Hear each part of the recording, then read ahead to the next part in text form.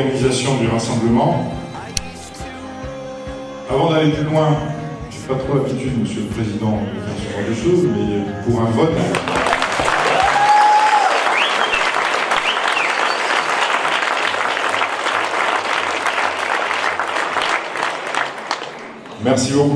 Merci beaucoup de votre confiance.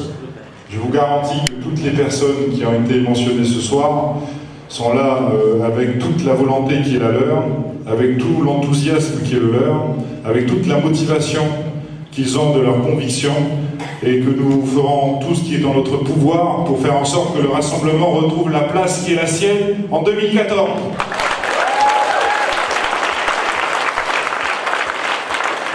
Donc le domaine qu'on propose la charge est la vie du mouvement, et le président l'a très bien résumé, donc c'est toute la vie des sections, partout sur le territoire et dans tous les secteurs d'activité de la Nouvelle-Calédonie.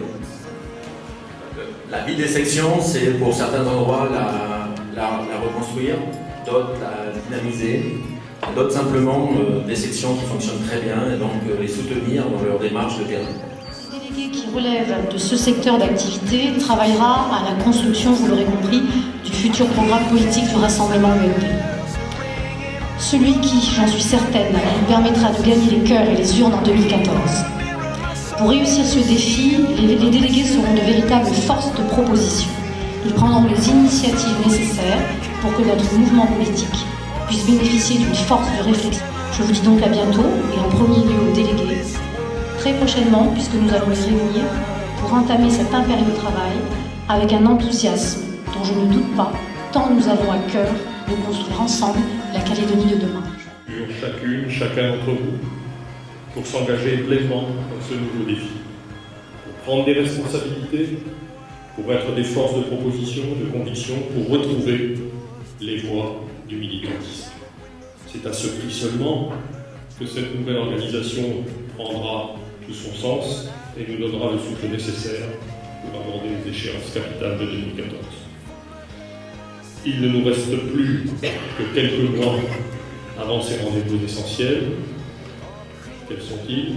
Les élections municipales sont en mars, les élections provinciales en mai, donc dans un an, tout sera bouclé. Nous faut donc très vite préparer en interne ces rendez-vous, désigner nos candidats, et là non plus, nous n'aurons plus cette fois-ci le droit à l'erreur. Nous devons désigner les meilleurs, ceux qui seront le plus à même de porter nos messages, et ceux qui seront plus à même de nous aider à l'envie. Ceux, en un mot, qui construiront notre victoire. Nous devons en parler entre nous.